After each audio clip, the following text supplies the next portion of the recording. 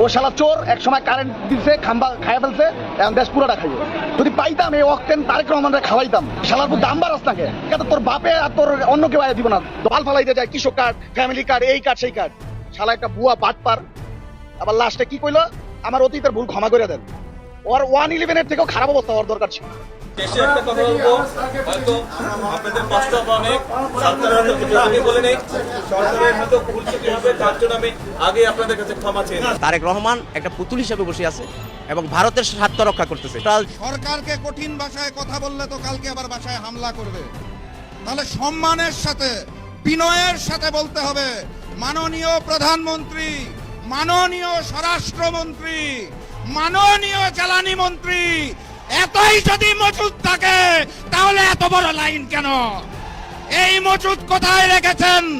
নতুন হাওয়া ভবন কোথায় সৃষ্টি করেছেন?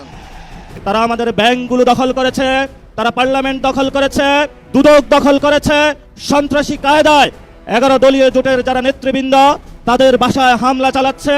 জনগণের যে অধিকার রয়েছে, যেই ভিত্তিতে জনগণ ভোট দিয়েছিল, জনগণের হাতে এখন বালতি ধরিয়ে দিয়েছে, রাস্তায় সিরিয়াল ধরিয়ে দিয়েছে। রাশেদ প্রধানের পাশে জামাত ইসলামী। দেশে বিদেশে খবর রটে গেছে, এবার বিএনপি টের পাবে কত ধানে কত চাপ। দিল্লির সামনে মাথা নত করে আপনাদের মতো প্রতিদিন ঢুকে ঢুকে পড়বো না। জুলাই সনদ এই বিএনপি সরকার বাস্তবায়ন করবে না। আমি ব্যক্তিগতভাবে গণভোটের বিপক্ষেই প্রচার করেছি। আপনারা যদি আমাকে সোশ্যাল মিডিয়াতে দেখে থাকেন বা আমার অ্যাক্টিভিটি দেখে থাকেন, দেখবেন আল্লাহর কদমে দেশের উপর আমাদের কাঁধে দেশের উপরে চাপবে। আমরা জাতি অসৎ জাতি, আমরা যে আমাদেরকে গিলি ফেলাইছে অসৎ জাতিরা। আমরা এই সরকারের কাছে বলতেছি 1000 টাকা করে আমাদের থেকে নেন, আমাদেরকে কার্ড দেন, 100 টাকার তেল হইলে 100 টাকার তেল নিব। আমরা আর এক শ্রেণীর লোক সুবিধা ভোগ করবে, আমরা এটা চাই না। দর্শক শ্রোতা, দেশের অবস্থা বর্তমান ভালো নয়। দেশের অবস্থা দিন যত যাচ্ছে ততই যেন গরমিল হয়ে যাচ্ছে। নতুন সরকার ক্ষমতায় এসে যেন দেশের কোনো উন্নতি করতে পারছে না, বরং দেশের আরো ক্ষতি হচ্ছে, এমনটাই দাবি জানাচ্ছে সাধারণ জনতা সহকারে বিশ্লেষকরা এবং কি রাজনৈতিক নেতা কর্মীরা। 11 দলীয় ঐক্য জোটের নেতাকর্মীরা কিন্তু ইতিমধ্যেই ফুঁসে উঠেছে এবং মাঠে নামা শুরু করে দিয়েছে। তারা বিক্ষোভ মিছিলের মাধ্যমে তারা জানানোর চেষ্টা করছে এই সরকার দেশ চালাতে ব্যর্থ হচ্ছে। দর্শক, সবচাইতে বেশি আলোচনায় এসেছে বা সমালোচনায় এসেছে এই সরকার বর্তমানে দুটি বিষয় নিয়ে, একটি হলো তেল আর একটি হলো বিদ্যুৎ। এই যে আমি যে ভিডিও তৈরি করছি বা ভিডিও বানাচ্ছি, এই মুহূর্তে কিন্তু আমাদের এলাকায় বিদ্যুৎ নেই। আধা ঘন্টা বিদ্যুৎ থাকে, আবার আধা ঘন্টা আবার বিদ্যুৎ চলে যায়। পুরো দেশের অবস্থা এখন নাজেহাল। এখন আমি যেই ভিডিওটা করছি, এই আলো যেখান থেকে আসছে সেটা হলো আমার আইপিএস আছে, সেই আইপিএস এর মাধ্যমে, এবং কি আইপিএসটা ঠিকঠাক মতো চার্জও করতে পারছি না, কারণ চার্জ হওয়ার আগেই আবার বিদ্যুৎ চলে যায়। তো এই বিদ্যুতের কারণেই কিন্তু সরকার বর্তমানে খুব নাজেহাল অবস্থায় আছে। দ্বিতীয়ত, এই যে তেলের সংকট, যদিও সংসদে বলা হচ্ছে তেল পর্যাপ্ত পরিমাণ রয়েছে, কিন্তু মানুষ লাইন ধরে রাস্তায় দাঁড়িয়ে থাকে, তেল পায় না। এখন মনে করেন তেলের যদি পর্যাপ্ত পরিমাণ থেকেই থাকে, তাহলে এখন ফুয়েল কাট করা হয়েছে, ফুয়েল কাট ব্যতীত তেল দেয় না। এখন আমরা যারা সাধারণ জনতা রয়েছে, যেমন আমার একটা গাড়ি আছে, সেটার কোনো কাগজপত্র নেই। আমি পুরাতন একটা গাড়ি কিনেছিলাম, এই এলাকাতেই যাওয়া আসা করতাম হাট বাজার বা জরুরি কাজের জন্য। আমি বিশ্ব রোডে উঠতাম না, এ পর্যন্ত বিশ্ব রোডে উঠি নাই। ওই আমার জরুরি কাজের জন্য আশেপাশে ঘোরাফেরা করি। তো এই মতো অবস্থায় আমি ফুয়েল কার্ড না পাওয়ার কারণে আমার গাড়িটা বসিয়ে রেখেছি। এরকম তো অহরহ গাড়ি রয়েছে, যারা যুবক ছেলেরা রয়েছে, তাদের তো গাড়ির কাগজপত্র নেই, তাদের তো লাইসেন্স নেই, তারা তো শুধুমাত্র ভং বাং তেরেলিয়ে করার জন্যই গাড়ি কিনেছিল। এখন তো তারা ফুয়েল কার্ড না থাকার কারণে তেল নিতে পারছে না, তাই না? তাহলে তো এই গাড়িগুলো বন্ধ আছে। তাহলে এত তেল যদি দেশে থেকে থাকে, তাহলে যারা কাগজপত্রওয়ালা গাড়িগুলোই তো এখন তেল পাচ্ছে না। লাইনের পর লাইন দাঁড়িয়ে থাকতে হচ্ছে, রাতের পর রাত, দিনের পর দিন দাঁড়িয়ে থাকতে হচ্ছে, অথচ তেল পাচ্ছে না। অথচ সংসদে মন্ত্রীদের বক্তব্য শুনলে বোঝা যায় যে তেলের কারণে বাংলাদেশ হাবুডুবু খাচ্ছে, কিন্তু আসলে তা নয়। এই কয়েকটা বিষয় নিয়ে কিন্তু সরকার প্রচন্ড পরিমাণে চাপের মধ্যে রয়েছে এবং বিরোধী দলীয় নেতাকর্মীরা কিন্তু এটা প্লাস পয়েন্ট হিসাবে হাতে নিয়ে কিন্তু অবশেষে মাঠে নেমে পড়েছে। শুধু বিরোধী দলীয় নেতাকর্মীরা নয়, সাধারণ জনতাও কিন্তু এখন সরাসরি জনাব তারেক রহমান বা বাংলাদেশের বর্তমান প্রধানমন্ত্রী তাকে কিন্তু গালি দিতে বেঁধে থাকছে না, বা সরাসরি কিন্তু তাকে গালি দিচ্ছে। কেন গালি দিচ্ছে? জনগণ যখন মনে করেন যে শান্তিতে দেশে বসবাস করতে পারবে না, তখনই কিন্তু একটা সরকার প্রধানকে মানুষ গালি দিতে বাধ্য হয় বা গালি দেওয়া শুরু করে দেয়। ঠিক এরকমই কিন্তু ঘটনা ঘটছে। জনগণ যদি দেশে শান্তিতে বসবাস করতে পারে, দ্রব্যমূল্য ঠিকঠাক মতো থাকে, মানুষ শান্তি মতো যাওয়া আসা করতে পারে, সবকিছু যদি ঠিকঠাক একটা সরকার চালাতে পারে, তাহলে কিন্তু সেই সরকারের প্রশংসা করে মানুষ। শুধু তাই নয়, নামাজ পড়েও কিন্তু তার জন্য দোয়া করে। আর যখন সরকার দেশটা ঠিকঠাক মতো গুছিয়ে চালাতে পারে না, বা সব জায়গায় যখন ঘাটতি দেখা দিয়ে আসে, বা সব জায়গায় যখন সমস্যা হয়ে যায়, তখন কিন্তু সাধারণ জনতা সরকারকে দোষারোপ করে বা সরকারকে গালিগালাজ শুরু করে দেয়, যা ইতিমধ্যে কিন্তু আমরা লক্ষ্য করতে পারছি, যেটা ভিডিও শুরুতে আপনারা দেখেছেন। আরেকটা বিষয়, সরকারকে একটা ভাষায় গালি দিয়েছিল কুলাঙ্গার বলে, যেমন রাশেদ প্রধান। এই গালি দেওয়ার কারণে কিন্তু তার বাসা বাড়িতে হামলা করা হয় এবং তার লোককেও গ্রেপ্তার করা হয়, সেটা আমরা দেখেছি। তো অবশেষে সেই রাশেদ প্রধান কিন্তু আবারও বক্তব্য দিয়েছে এবং কঠিন ভাষায় বক্তব্য দিয়েছে এবং বলেছে যে আপনাদের গালি দিলে তো আমাদের বাড়িঘর ভাঙচুর করেন, তো গালি এবার দেবো না। কিন্তু তিনি কিন্তু আবারও বাঘের কণ্ঠে গর্জন দিয়েছে। দর্শক শ্রোতা, এই যাবতীয় বিষয় নিয়ে আজকের ভিডিওটি সাজানো। আসলে সাধারণ জনতা কি চায়, এটা আমার পক্ষ থেকে আমি আসলে যেটা বলতে চাই, সাধারণ জনতা শান্তি চায়। সাধারণ জনতা যদি দেশে শান্তিভাবে বসবাস করতে পারে, দেশ কোথায় গেল, প্রধানমন্ত্রী কি করলো, টাকা মেরে দিল নাকি দেশের উন্নতি করলো, ওটা সাধারণ জনতা চায় না। সাধারণ জনতা দুবেলা দুমুঠো ভাত খেয়ে শান্তিতে চলতে চায়। কিন্তু ওই শান্তি যখন বিনষ্ট হয়ে যায়, তখন কিন্তু সাধারণ জনতা সরকারের বিরুদ্ধে ফুঁসে ওঠে। তো দর্শক, যাই হোক, এই বিষয়টি নিয়ে আজকের এই ভিডিওটি সাজানোটা সবাইকে বলবো একটু ধৈর্য সহকারে আজকে ভিডিওটি দেখবেন। মনোযোগ সহকারে পুরো ভিডিওটি দেখার পরে অনেক কিছু জানতে পারবেন। তো চলুন একটা লাইক দিয়ে সবগুলো ভিডিওর বিস্তারিত আলোচনা আমরা শুনে আসি। আসসালামু আলাইকুম। আমাদের দেশের গ্রাম অঞ্চলে এখন গড়ে 12 থেকে 18 ঘন্টা পর্যন্ত বিদ্যুৎ পাওয়া যাচ্ছে না। দ্রব্যমূল্যের ঊর্ধ্বগতিতে সাধারণ মানুষের দিন খুব কষ্টে কাটছে। তেলের জন্য যে লাইন প্রতিদিন দেখতে পাই, মানুষ অত্যন্ত কষ্টে জীবনযাপন করছেন। সেই সময়ে সরকার আমাদেরকে বলতে চায় জ্বালানির পর্যাপ্ত মজুদ রয়েছে। সরকারকে কঠিন ভাষায় কথা বললে তো কালকে আবার বাসায় হামলা করবে। তাহলে সম্মানের সাথে, বিনয়ের সাথে বলতে হবে, মাননীয় প্রধানমন্ত্রী, মাননীয় স্বরাষ্ট্রমন্ত্রী, মাননীয় জ্বালানি মন্ত্রী, এতই যদি মজুদ থাকে তাহলে এত বড় লাইন কেন? এই মজুদ কোথায় রেখেছেন? নতুন হাওয়া ভবন কোথায় সৃষ্টি করেছেন? সম্মানের সাথে বলা হয়েছে তো নাকি? আলহামদুলিল্লাহ। আর আজকের এই সমাবেশ থেকে স্পষ্ট ভাষায় জানিয়ে দিতে চাই, গণভোটের জনরায়ের আলোকে ওই জুলাই সনদ এই বিএনপি সরকার বাস্তবায়ন করবে না। অতএব তাদেরকে বাস্তবায়ন করাতে হবে। আর আমাকে যারা প্রতিদিন প্রতিনিয়ত হত্যার হুমকি দিচ্ছেন, তাদেরকে স্পষ্ট ভাষায় জানিয়ে দিতে চাই, বাংলাদেশের মানুষের সাথে বেইমানি করে, দিল্লির সামনে মাথা নত করে আপনাদের মতো প্রতিদিন ঢুকে ঢুকে মরব না। আল্লাহ নির্ধারিত সময়ে মৃত্যুবরণ করব, তার আগে পর্যন্ত ইনসাফের জন্য লড়ব ইনশাআল্লাহ। সবাই লড়াইয়ে প্রস্তুত আছেন? আগামী লড়াইয়ের প্রস্তুতি আছে? ইনকিলাব, ইনকিলাব, ইনকিলাব, ইনকিলাব। তারেক রহমান একটা পুতুল হিসেবে বসে আছে এবং ভারতের স্বার্থ রক্ষা করতেছে। টোটাল যে যারা বিএনপি ক্ষমতা আসছে, এই টোটাল এই বিএনপিটাই ভারতের কথা মতো চলতেছে। এখন ভারত যাকে সিলেক্ট করছে, প্রধানমন্ত্রী এবং ওই স্বরাষ্ট্রমন্ত্রী, বা ওইটা বিষয় না, বিষয় হলো তাদের কথা কারা শুনে। এই বেসের ভিতরে যারা সংসদে আছে বিএনপির, কারা ইন্ডিয়ার কথা শুনে তাকেই প্রাধান্য দিচ্ছে। এখন প্রধানমন্ত্রীকে এটা ম্যাটার না, তাদের ভারতের যে স্বার্থ রক্ষা করবে তাকেই তারা প্রাধান্য দিবে। এই ভারত তাদেরকেই পছন্দ করে। কিন্তু ওই তারেক সাহেব, জানাব তারেক সাহেব প্রধানমন্ত্রী, উনি নামেই আছে, আসলে কর্মকাণ্ড যা আছে সম্পূর্ণ ভারত আদায় করে নিচ্ছে এই ভারতের দালালের মাধ্যমে। বিএনপির ভিতরে যারা আছে দালালি করছে, তারাই তো এই ভারতের স্বার্থ যারা রক্ষা করবে, তাদেরকে জনগণ এখন মনে করতেছে যে অঘোষিত প্রধানমন্ত্রী। তারেক রহমান একটা পুতুল হিসেবে বসে আছে এবং ভারতের স্বার্থ রক্ষা করতেছে। রাশেদ প্রধানের পাশে জামাত ইসলামী। দেশে বিদেশে খবর রটে গেছে, এবার বিএনপি টের পাবে কত ধানে কত চাল। তারেক রহমান বিএনপি কার্যত ফেসে গেছে। দর্শক, রাশেদ প্রধান জাগবার মুখপাত্র, 11 দলীয় জোটের অন্যতম গুরুত্বপূর্ণ নেতা, তিনি কি নাকি একটু বলেছেন। এটা নিয়ে বিএনপির সন্ত্রাসীরা রাশেদ প্রধানের বাসভবনের উপর মব করেছেন এবং জাগবার বিভিন্ন জায়গার অফিস ভেঙে চুরে চুরমার করে ফেলেছে। এই খবর দেশে বিদেশে ছড়িয়ে পড়েছে। তো জামাত ইসলামী প্রধান বিরোধী দল, তারা রাশেদ প্রধানের পাশে দাঁড়িয়েছে, আনুষ্ঠানিকভাবে বিবৃতি দিয়েছে। It's very interesting. রাশেদ প্রধান যে বক্তব্য দিয়েছেন, তারেক রহমানকে কুলাঙ্গার বলেছেন। এখন কুলাঙ্গার বলে এটা কোনো অন্যায় নয়, আমি আগেই ব্যাখ্যা দিয়েছি। কুলাঙ্গার অত্যন্ত ভদ্র একটা শব্দ, এবং কুলাঙ্গার কাকে বলে, এবং এটা একটা ইডিয়মস অ্যান্ড ফ্রেজ। এখানে ব্ল্যাক শিপ, এটা বিসিএস পরীক্ষা দিতে হলে মুখস্থ করতে হয়, বিশ্ববিদ্যালয় ভর্তি পরীক্ষা মুখস্থ করতে হয়, এবং অনেক বিভিন্ন ক্লাসে এটা আছে। কুলাঙ্গার এটার ইংরেজি কি, বাংলা কি, ইত্যাদি ইত্যাদি। বা কুলাঙ্গার কাকে বলে, বাবা মায়ের অবাধ্য সন্তান, এটা ওই এমসিকিউতে নানান জায়গায় আসে। যেটা বই পুস্তকে শেখানো হয়, পরীক্ষার্থীদের, বাচ্চাদের, ছেলে মেয়েদের মুখস্থ করতে হয়, এটা ওরকম খারাপ গালি না। খারাপ গালি হচ্ছে কুত্তার বাচ্চা, শুয়োরের বাচ্চা, এগুলো যেগুলো গণতন্ত্রে এটাও চলে, কোনো সমস্যা নেই। খারাপ গালি হচ্ছে সাদা শয়তান, সাদা শকুন, এগুলো হচ্ছে অরুচিশীল। কিন্তু কুলাঙ্গার একটা শিক্ষিত, ভদ্র, অ্যারিস্টোক্রেটিক, মার্জিত একটা ভাষা, এটা বলতেই পারে। তারপরও জামাত ইসলাম যেহেতু অতি ভদ্রদের দল, কাউকে কুলাঙ্গার বলাটা জামাত সমর্থন করে না। অতএব রাশেদ প্রধান তারেক রহমানের সমালোচনা করতে যেভাবে হোক, ইচ্ছা অনিচ্ছায় অথবা মুখ ফসকে কুলাঙ্গার শব্দটা ব্যবহার করেছেন, জামাত এটা কখনো প্রশ্রয় দেয় না বা দিবে না, কিংবা এটা সমর্থন করে না বা করবে না। কিন্তু বিএনপির সন্ত্রাসীরা, বিএনপির মুরুক্ষরা জামাতকে সুযোগ দিয়েছে রাশেদ প্রধানের পাশে দাঁড়াতে। দেখেন, রাশেদ প্রধানকে অনলাইনে বিএনপির লোকজন বিভিন্ন হুমকি টমকি দিয়েছে, তারপরও রাশেদ প্রধানের পাশে জামাত দাঁড়াতো না। কিন্তু যখনই প্র্যাকটিক্যালি মব করতে গিয়েছে, তখনই জামাত রাশেদ প্রধানের পাশে দাঁড়িয়েছে। শুধু জামাত না, পুরো জাতি এখন রাশেদ প্রধানের পাশে। কারণ কি? রাশেদ প্রধান কি বলেছে ওটা এখন জনগণ ভুলে গেছে।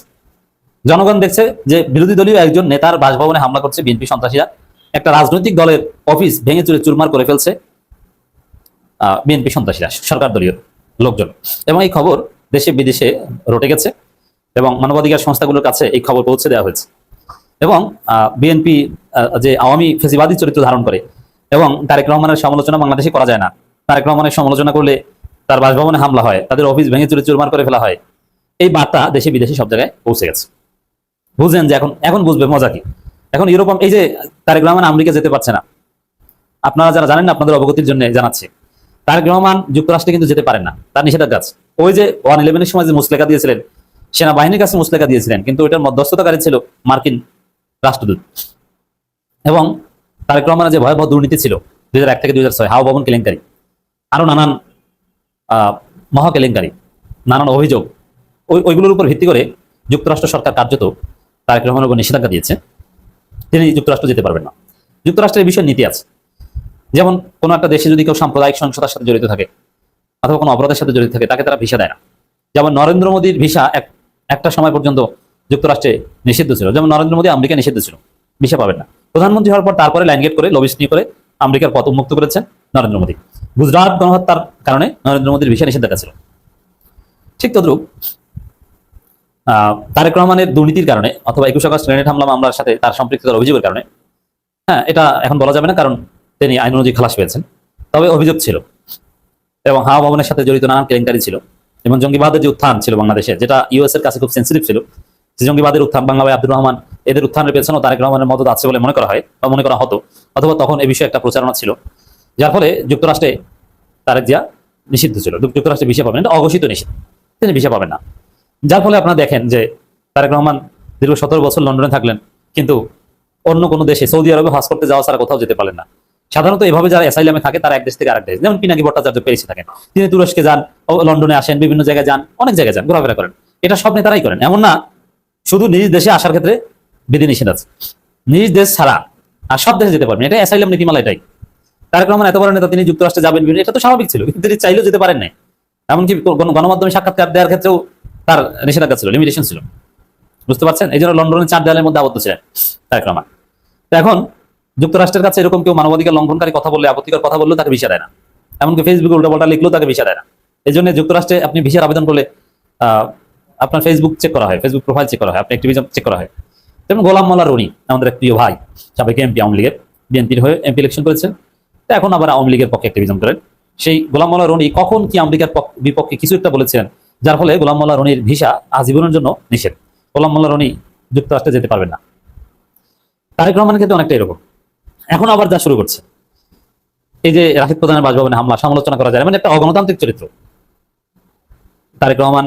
মানে এইসব খবর যেভাবে রটে গেছে, যেভাবে সব জায়গায় ছড়িয়ে পড়ছে, বিরোধী দল যেভাবে এটা নিয়ে সোচ্চার হয়েছে, এবং এটা কি সে কেন্দ্র করে তারেক রহমানকে সমালোচনা করা যায় না, এটাকে কেন্দ্র করে, যার ফলে তারেক রহমান যুক্তরাষ্ট্র যেতে পারেন কিনা এটা আমি সন্দেহ করছি।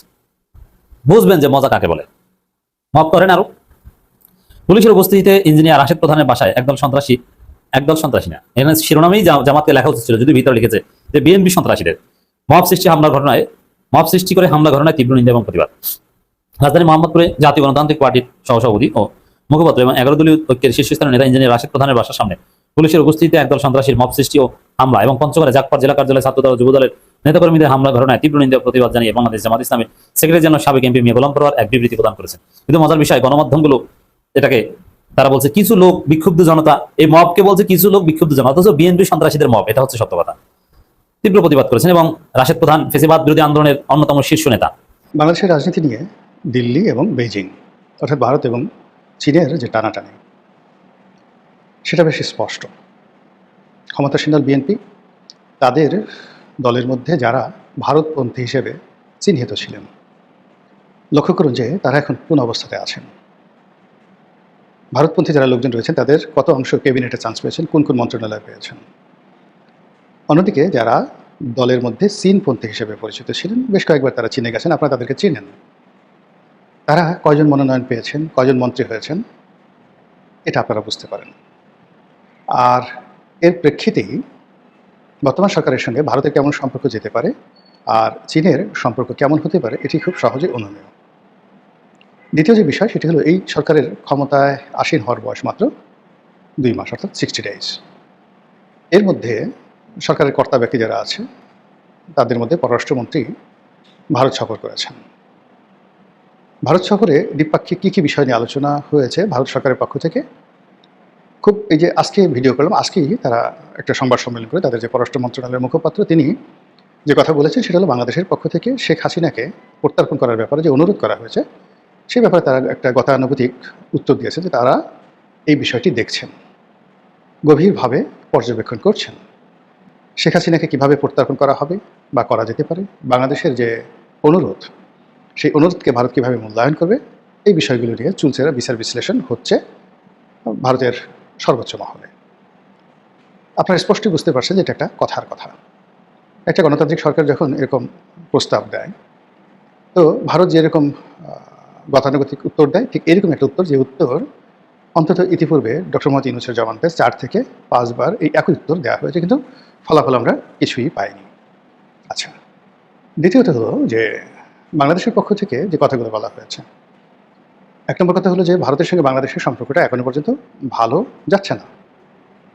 তার প্রমাণ হলো বাংলাদেশের পক্ষ থেকে যে বিবৃতি দেওয়া হয়েছে সেটা হলো যে ভারত এবং বাংলাদেশের সম্পর্কটির মান নির্ভর করবে বা সম্পর্কের ভবিষ্যৎ নির্ভর করবে গঙ্গা পানি চুক্তির মাধ্যমে। তো গঙ্গা পানি চুক্তি চলমান একটি প্রক্রিয়া, এটি রিনিউ হয়। এটি শেখ হাসিনার প্রথমে বঙ্গবন্ধুর জমানাতে চমৎকার একটা চুক্তি হয়েছিল এবং সেই চুক্তির ধারাবাহিকতা জিয়াউর রহমান সাহেব, এরশাদ সাহেব এবং পরবর্তীতে যে সরকারি ক্ষমতায় আসছে মোরাললেস শর্তগুলি একই থেকেছে। শেখ হাসিনার জমানাতে যে কয়বার পানি চুক্তি স্বাক্ষরিত হয়েছে, আওয়ামী লীগ জমানাতে বিএনপি জমানার চাইতে গঙ্গার পানির যে হিস্সা বাংলাদেশ বেশি পেয়েছে। এখন এই যে আওয়ামী লীগ জমানাতে গঙ্গার যে হিস্সা তারা পেয়েছে, বিএনপি চাচ্ছে যে অ্যাটলিস্ট না বাড়ুক। শেখ হাসিনার জমানাতে গঙ্গা দিয়ে বা মানে এই যে বৃহত্তম গঙ্গা যে প্রকল্প সেখান দিয়ে ফারাক্কা দিয়ে যে পরিমাণ পানি রাজশাহীর এই অঞ্চলে প্রবেশ করেছে অ্যাটলিস্ট সেই পরিমাণ পানি প্রবাহিত হোক। অন্যদিকে পুরো শেখ হাসিনার জমানাতে যেটা নিয়ে আলোচনা হতো সেটা হলো তিস্তা প্রকল্প, অর্থাৎ চীন চাচ্ছিল যে ভাটিতে, তিস্তা নদীর ভাটিতে বাঁধ নির্মাণ করবে এবং এখানে কাউন্টার রাবার ড্যাম করে এমন একটা অবস্থা তৈরি করবে যে তিস্তার পানি ভারতের জন্য গলার কাটা হয়ে পড়বে, যাকে বলা হয় বর্ষাকালে। আর শীতকালে বাংলাদেশ প্রাকৃতিকভাবে এমন জলাধার নির্মাণ করবে এবং সেই জলাধার কেন্দ্রিক কৃষি, শিল্প, পর্যটন এমনভাবে গড়ে তুলবে যে এই তিস্তা প্রকল্পটি বাংলাদেশের জন্য যাকে বলা হয় একটি আশীর্বাদ হবে।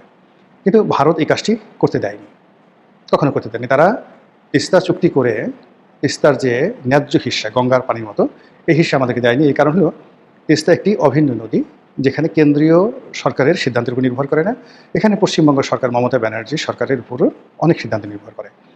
এখন তিস্তা যেভাবে প্রবাহিত হচ্ছে সেই তিস্তাতে মূল নদীর যে প্রবাহ সে প্রবাহ থেকে পশ্চিমবঙ্গের মধ্যে যে পানিটুকু পশ্চিমবঙ্গ সরকার পায় এটা নিয়েই অন্যান্য রাজ্যের সঙ্গে পশ্চিমবঙ্গের মারাত্মক বিরোধ। পশ্চিমবঙ্গের বক্তব্য হলো যে তিস্তার স্বাভাবিক প্রবাহে যত কিউসেক পানি দরকার সেই অর্ধেক পানি সেই পশ্চিমবঙ্গ পাচ্ছে না। তো সেই পানি থেকে পশ্চিমবঙ্গ যে পরিমাণ পানি পাচ্ছে সেই পানি থেকে যদি আবার বাংলাদেশকে পানি ছেড়ে দেওয়া হয় তাহলে তো পশ্চিমবঙ্গ শুকিয়ে মরবে, তার শেষ প্রকল্প বন্ধ হয়ে যাবে, ইত্যাদি ইত্যাদি নানা কথা। ফলে প্রথম থেকেই মমতা ব্যানার্জি এই প্রকল্পে বাধা দিয়ে আসছে। ফলে নরেন্দ্র মোদী শত চেষ্টা থাকা সত্ত্বেও শেখ হাসিনা জামানাতে তিস্তা যে চুক্তি সেই চুক্তি করতে পারেননি, এবং এটা শেখ হাসিনার একটা বিরাট ব্যর্থতা। তো সেই দিক থেকে বর্তমান সরকার তিস্তা চুক্তি হবে এটা অসম্ভব একটা বিষয়, যেহেতু তারা গঙ্গা চুক্তি নিয়েই বিপদের মধ্যে আছে। আবার অন্যদিকে ভারতকে চ্যালেঞ্জ জানিয়ে তারা এখানে তিস্তা প্রকল্প বাস্তবায়ন করবে চীনের অর্থায়নে, যেটা ডক্টর মোহাম্মদ ইউনূস করতে চেয়েছিলেন, রেজওয়ানারা করতে চেয়েছিলেন, সেটা সম্ভব যে আদৌ না।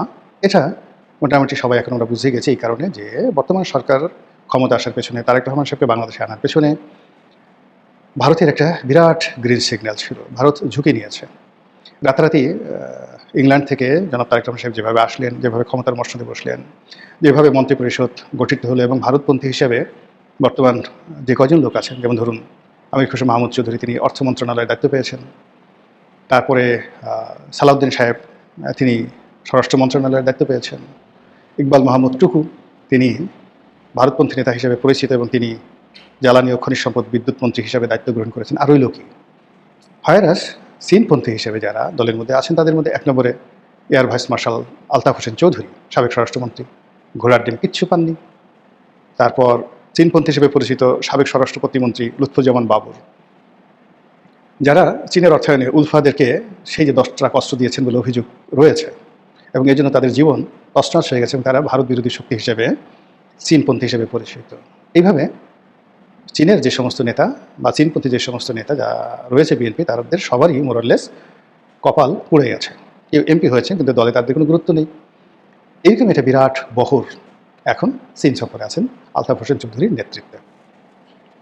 এই সফর কি কেবলই মাত্র প্লেজার ট্রিপ, নাকি এই সফরের মাধ্যমে যে সকল কানেকশন রয়েছে চীনের সঙ্গে বিএনপি, সে সকল কানেকশনকে চীন খুব স্পষ্ট ভাষায় বলে দিতে চায় যে তোমাদেরকে আমরা এতদিন দেখভাল করেছি, লালন পালন বলাটা ঠিক হবে না, দেখভাল করেছি, তোমরা যেভাবে আমাদের কাছে সাহায্য চেয়েছো, সহযোগিতা চেয়েছো, কূটনৈতিক সমর্থন চেয়েছো, আমরা করেছি, কিন্তু একই তোমরা আমাদেরকে কি হেল্প করবা? তোমরা তো নিজেদেরকেই হেল্প করতে পারছো না। তোমাদের কারো কপাল ফাটা, কারো পেট ফাটা, কারো হাত ফাটা, তোমাদের কিচ্ছু নাই, তোমরা গরিব, মানে সেফাতুল্লাহ সেফুর মতো তোমরা গরিব, তোমরা পান্তা ভাত খাও। তোমরা কি করে তিস্তা প্রকল্প বাস্তবায়ন করবে? তোমরা কি করে লালমনিরহাটে সেই যে মিলিটারি বেস আমরা একটা বিমান ঘাঁটি করতে চাচ্ছি সেটা করতে দেবে? এমনকি যে চুক্তি হয়েছে একটা হাসপাতাল করার জন্য লালমনিরহাটে, সেটাও যে আমরা করতে পারবো এটার গ্যারান্টি কি? এই কথাগুলো বলার জন্য হয়তো তাদেরকে ডাকছে, অথবা সরকারের পক্ষ থেকে যারা লোকজন আছে তারা হয়তো বিকল্প কোনো চুক্তি দিয়ে বা এজেন্ডা দিয়ে তাদেরকে পাঠানো হয়েছে, আই ডোন্ট নো। কিন্তু এখানে মূল ব্যাপার হলো সরকার এখন যেভাবে বিপদে পড়েছে, এই মুহূর্তে তার অর্থ দরকার। আপনাদের মনে আছে যে শেখ হাসিনার জামানাতে চীনের বিরাট বিনিয়োগ বাংলাদেশে এসেছিল। তখন পররাষ্ট্রমন্ত্রী মিস্টার মোমেন বলেছিলেন যে ভারতের সাথে আমাদের বন্ধুত্ব আছে, ওকে, বাট চীন তো আমাদেরকে বস্তায় বস্তায় টাকা দিয়ে সাহায্য করে, ফলে তাদের সাহায্য, তাদের বন্ধুত্ব আমাদের দরকার আছে। উই ক্যানট অ্যাভয়েড, আমরা চীনকে কোনো অবস্থায় অ্যাভয়েড করতে পারবো না।